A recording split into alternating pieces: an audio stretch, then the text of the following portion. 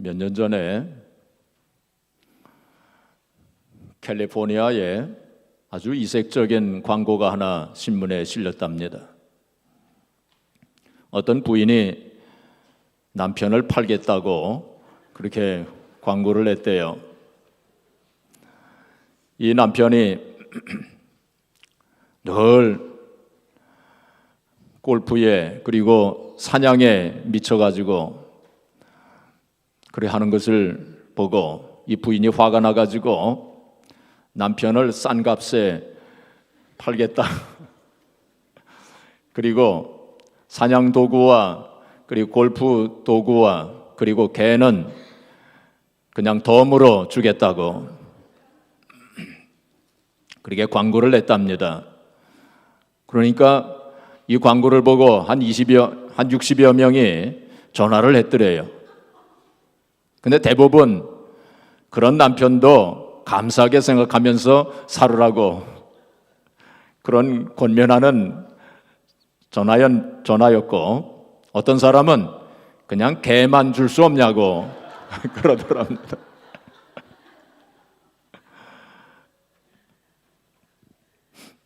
사람들이 참 감사할 줄을 몰라요.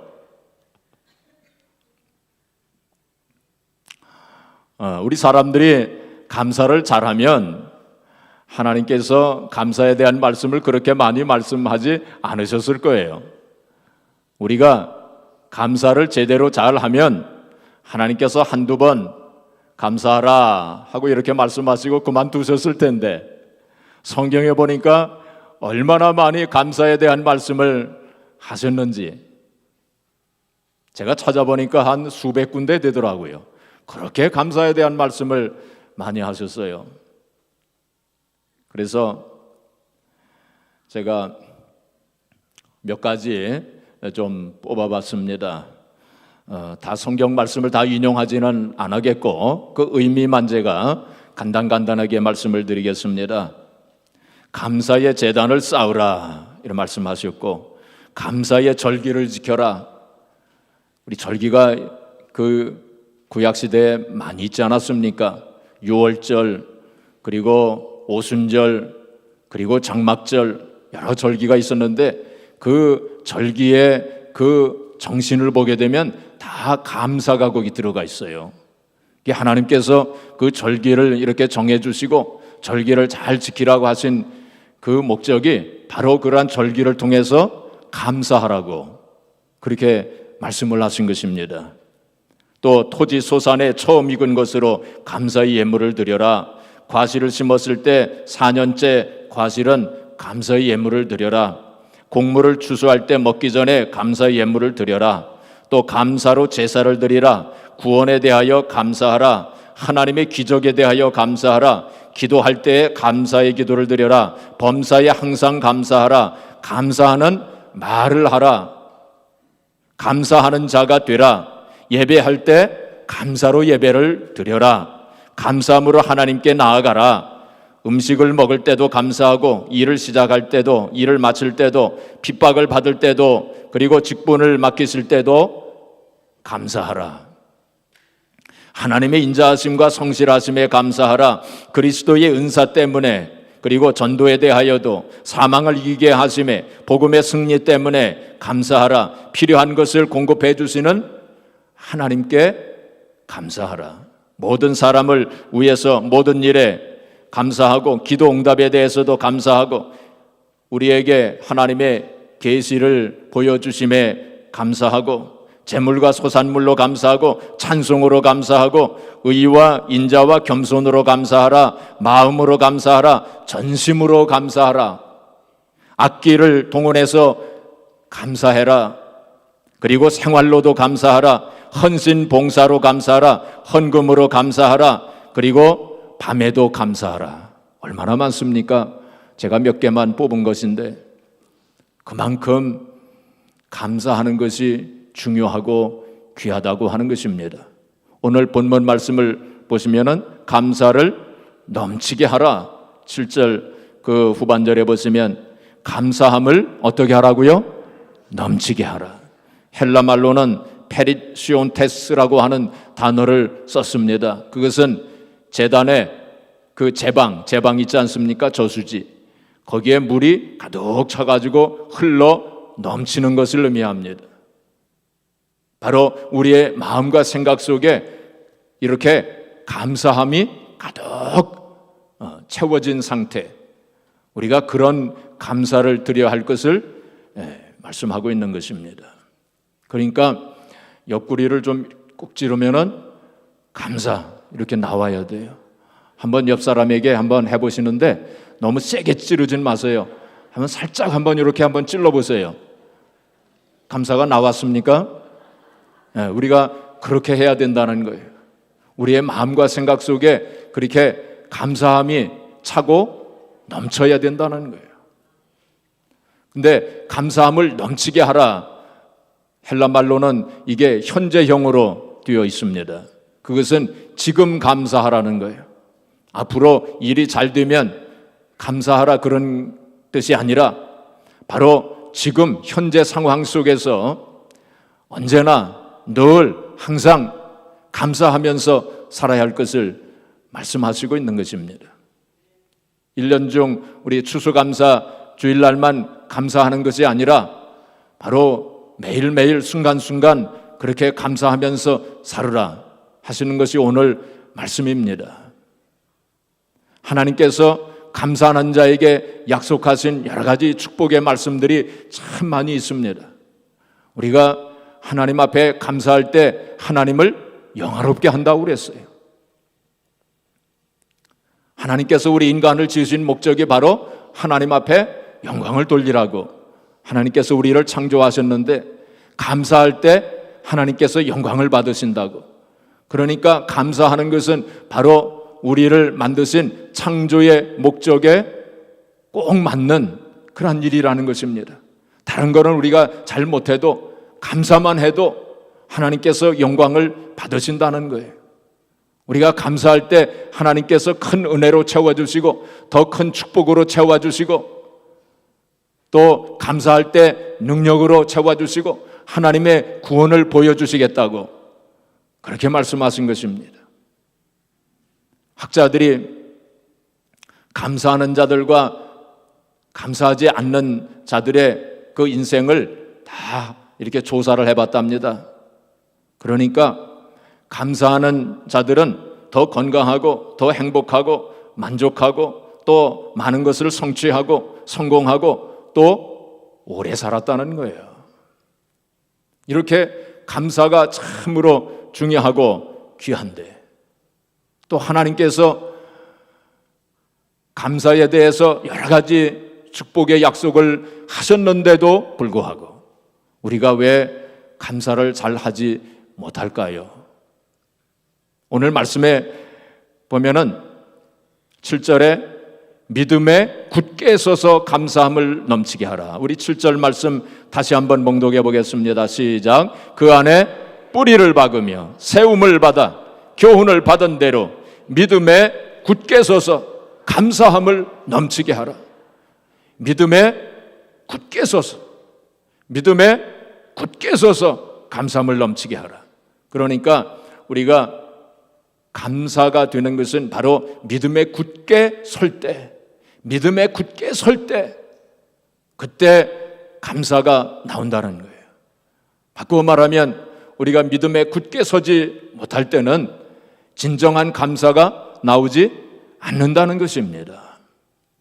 이스라엘 백성들이 광야를 지날 때에 늘 그들은 하나님을 원망하고 불평했어요. 좀 문제만 좀 조그만 일이 좀 생기면 금방 하나님을 원망하고 불평했어요. 왜 그랬을까요? 그들은 완전한 믿음을 갖지 못했기 때문에 하나님께서 그들과 함께 하시고 또 하나님께서 얼마든지 문제를 해결해 주실 수 있다는 그 믿음을 갖지를 못했습니다. 그래서 그들은 말하기를 하나님께서 이 광야에서 우리에게 식탁을 마련해 주시랴 하면서 의심했어요. 그렇기 때문에 온전한 믿음을 갖지 못했고 그들은 늘 원망하고 불평하면서 그렇게 살았던 것입니다. 그래서 우리가 믿으면 감사치 않을 수가 없어요. 믿으면 감사가 나옵니다.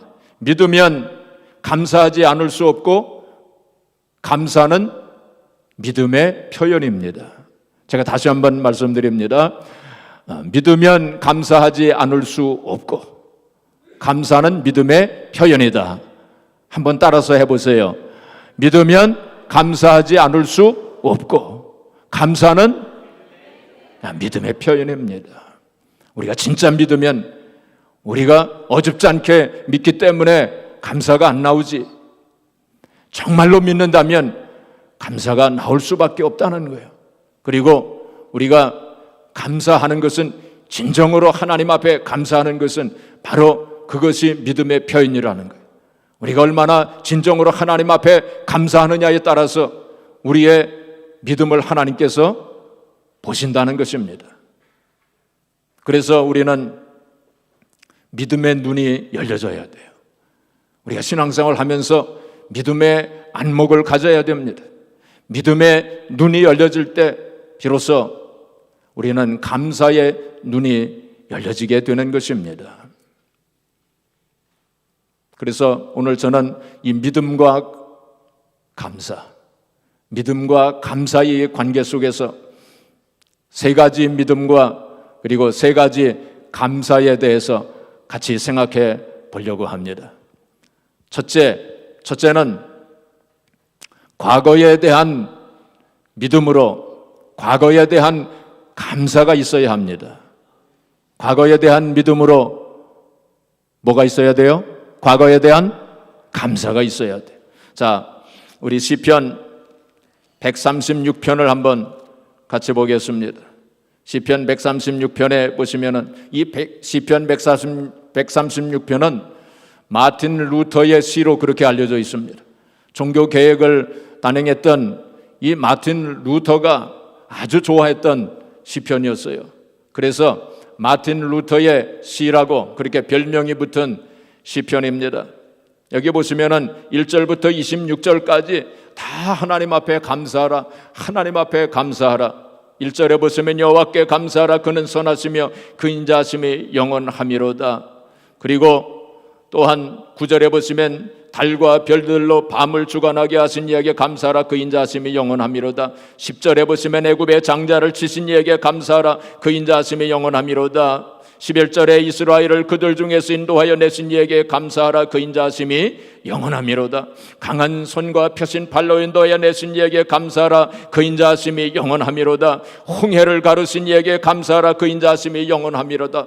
계속해서 정말 숨이 넘어갈 것 같이 그렇게 하나님께서 이스라엘의 과거 역사 가운데 함께 하시고 인도하시고 역사하신 하나님을 기억하면서 그 일이 그냥 우연하게 일어난 일이 아니라고 하는 것을 믿기 때문에 하나님께서 이스라엘 역사 가운데, 과거 역사 가운데 그렇게 역사하신 것을 확실하게 믿기 때문에 하나님 앞에 감사하게 되는 것입니다.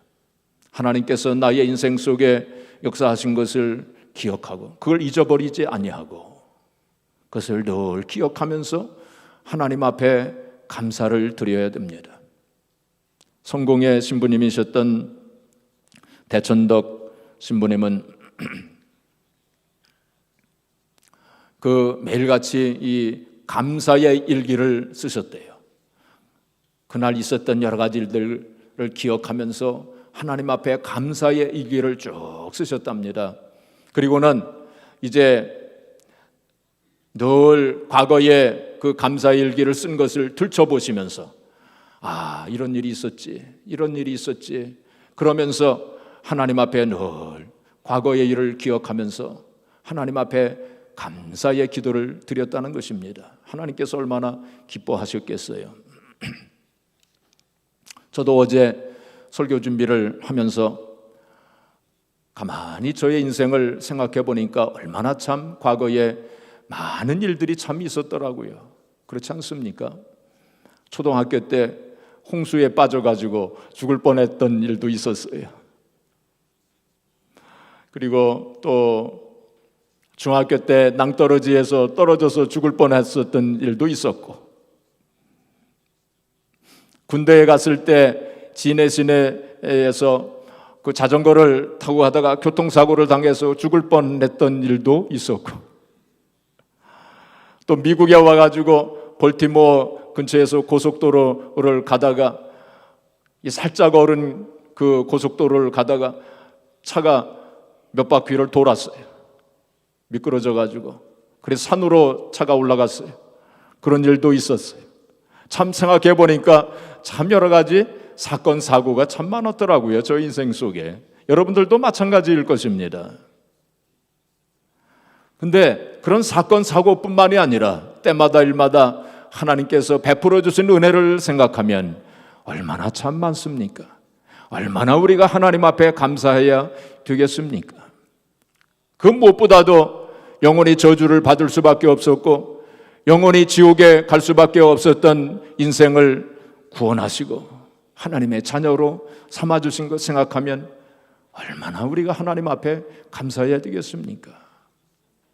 저만 그렇겠습니까? 우리 모두가 다 그렇게 하나님 앞에 감사해야 되지 않겠어요? 옛날 미국에서 남북전쟁 때 아틀란타에서 어떤 흑인이 백인에게 팔려가는데 이 흑인이 팔려가면서 그 주인에게 반항을 했답니다. 그러니까 백인이 화가 나가지고 칼을 그 흑인에게 던졌는데 그 옆에 있던 백인이 그 칼을 받았대요. 그 칼을 막은 거예요, 손으로. 그래가지고 칼이 깊숙이 그 백인의 그 손에 박히게 되었어요. 그 흑인이 죽을 뻔 했는데 그 백인이 자기가 손을 내밀어 가지고 칼을 받음으로 살려준 거예요. 그리고는 이 백인이 또 돈을 내 가지고 그 흑인을 샀어요. 사가지고 자네는 이제 자유인이 되었네. 그러니 자네는 원하는 곳으로 가도 좋네 하고 이렇게 자유를 주었어요. 그런데 이 흑인이 선생님, 저는 선생님의 은혜로 이렇게 은혜를 받고 죽을 뻔했는데 이렇게 생명을 얻었고 또 선생님께서 나에게 이렇게 자유를 주셨는데 저는 선생님을 평생 섬기면서 그렇게 살고 싶습니다. 그래서 그 백인과 함께 그렇게 함께 살았는데 그런데 이 흑인이 성격이 좀 포악한 그 성격이 그대로 남아 있어 가지고 때때로 그 주인의 마음을 아프게 하고 그리고 또 이렇게 화를 내기도 하고 주인에게 불순종하기도 하고 그랬대요. 그럴 때마다 그 주인이 가만히 아무 말도 하지 아니하고 그 손을 내밀었답니다. 그 손은 칼을 받아가지고 오그라진 병신이 된 그 손을 그 흑인에게 그냥 가만히 보여줬대요. 그러면은 그 흑인이 그걸 보고 그 과거에 자기를 살려준 그 주인의 은혜를 생각하면서 통곡하면서 엎드려가지고 용서를 구했다는 것입니다.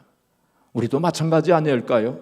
우리가 다 죽을 수밖에 없었고 버림을 받을 수밖에 없었던 우리 인생들인데 예수 그리스도께서 우리를 대신하여 십자가 위에 달려 돌아가시고 우리를 위해서 물과 피를 다 쏟으시고 고난을 받으심으로 말미암아 우리의 죄를 청산하시고 우리를 구원해 주셔서 하나님의 자녀로 삼아주신 거 아닙니까?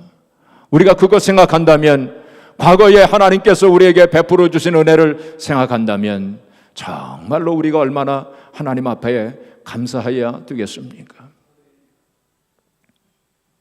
사무엘상 7장 12절에 보시면은 이스라엘 백성들이 블레셋과 전쟁을 합니다. 거기서 하나님의 은혜로 그들이 크게 승리를 거둔 후에 이 사무엘이 비석을 하나 세우죠. 기념비를 하나 세웁니다.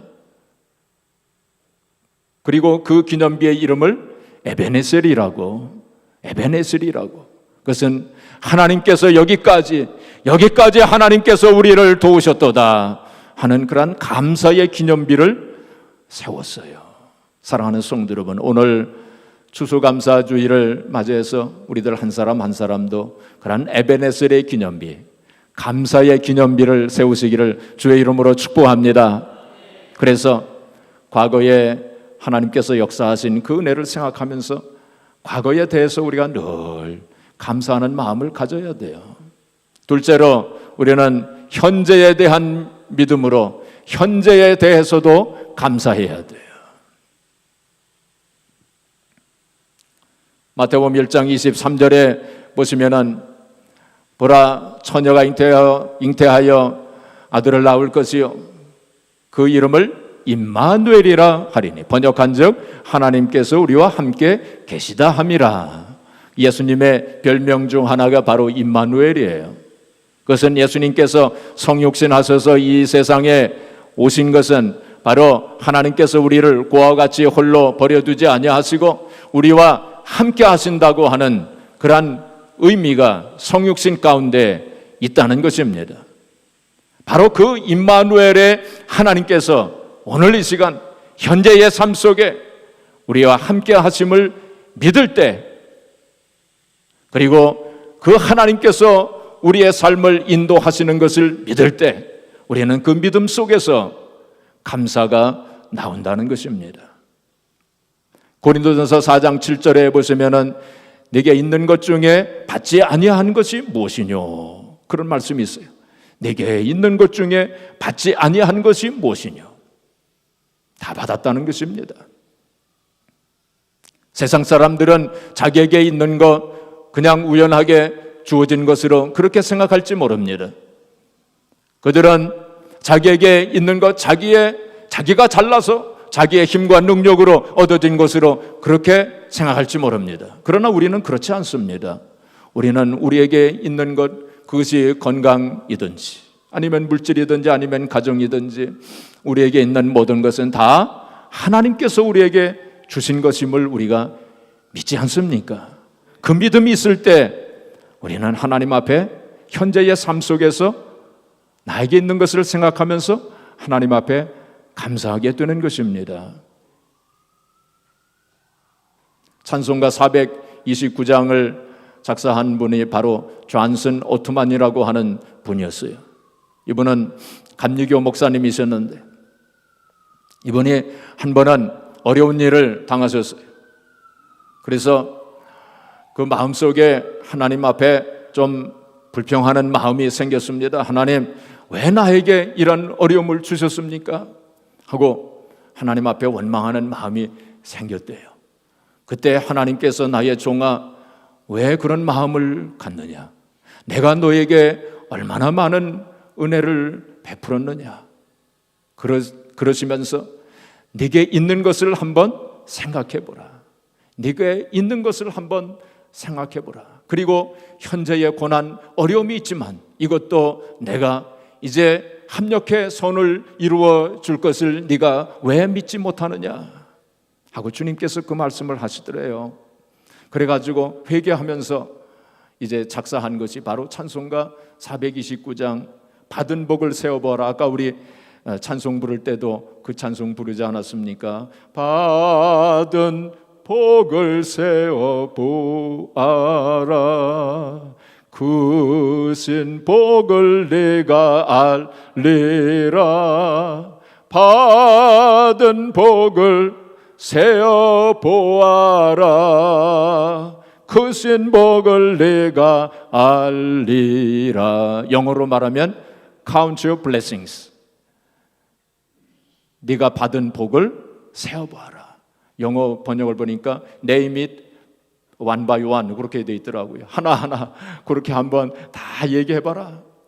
네가 받은 복, 네가 현재 가지고 있는 거 생각하면서, 그거 생각하면서, 그러한 것이 우연하게 나에게 주어진 것이 아니요, 하나님께서 나에게 주신 것임을 생각하면서 그 믿음 가운데서 하나님 앞에 감사하면서 살아야 할 것을 말씀하시고 있는 것입니다. 우리가 작은 일에도 감사해야 돼요. 큰 일만 감사하는 것이 아니고 늘 작은 일에도.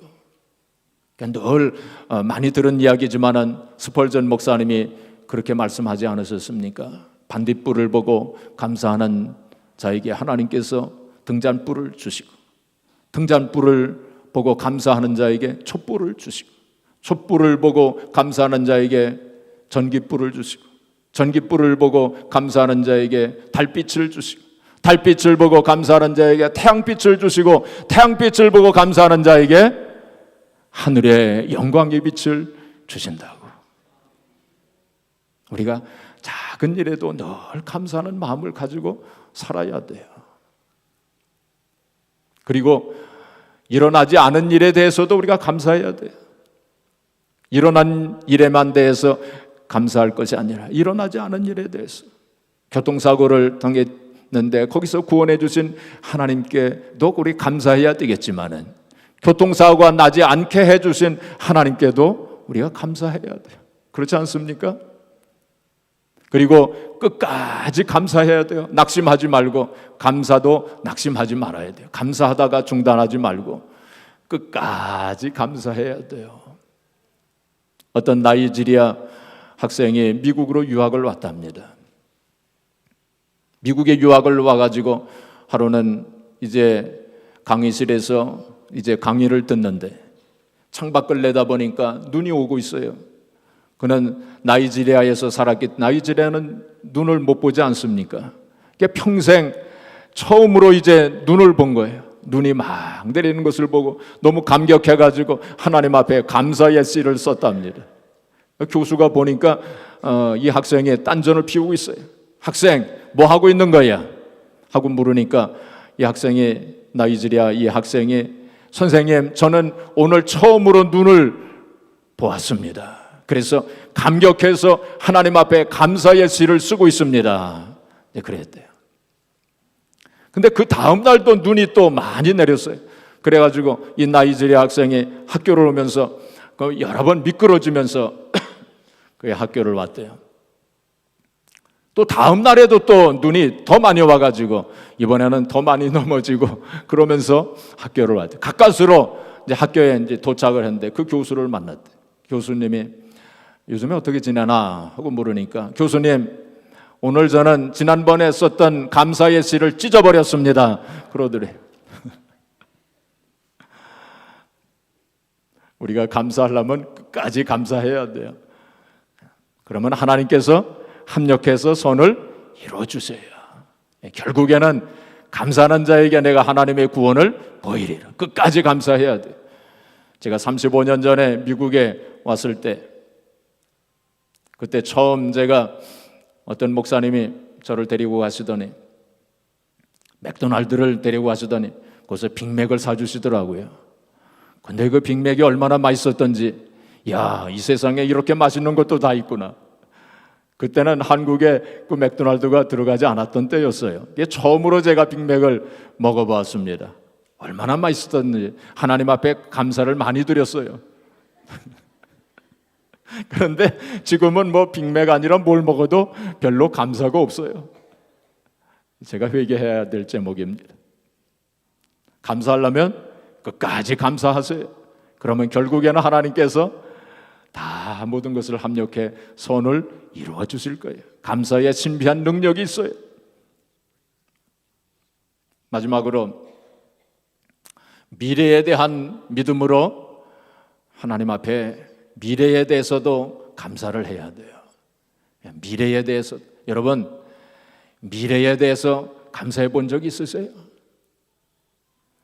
과거의 삶 속에서 우리와 함께 하시고 우리를 인도하신 하나님, 현재의 삶 속에서도 우리와 함께 하시고 또 역사하시고 인도하시는 하나님, 우리가 그 하나님을 믿기 때문에 미래의 삶 속에도, 우리의 장래의 삶 속에도 우리와 함께 하시고 또 인도해 주실 것을 믿기 때문에 우리가 미리 하나님 앞에 미래에 대해서도 감사할 줄 알아야 됩니다.